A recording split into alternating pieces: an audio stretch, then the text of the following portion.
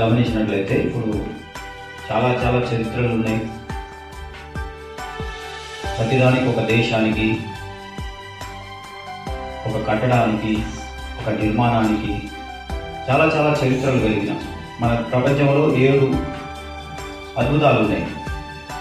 7 wonders. ఆ 7 వండర్స్కు ఒక చరిత్ర ఉంటుంది, ఒకదానికి ఒక చరిత్ర. అలాగనే ఇప్పుడు ఈ బాకాలోయ అని బైబిల్లో మనం చదువుకుంటున్నాం. ఈ కీర్తన గ్రంథం 84 వాక్యంలో చదువుకుంటున్నాం. బాకాలోయ గురించి కూడా మనం సెర్చ్ చేస్తే హిస్టరీలో మనకు అక్కడ తేలేది ఏంటంటే, ఈ యెరూషలేమును వెళ్ళడానికి యాత్రికులు యెరూషలేమును దర్శించడానికి వెళ్ళే మార్గంలో ఉంటుందంట ఈ బాకాలోయ. ఇప్పుడు యెరూషలేము చూడాలి, ఇది దేవుని మందిరం,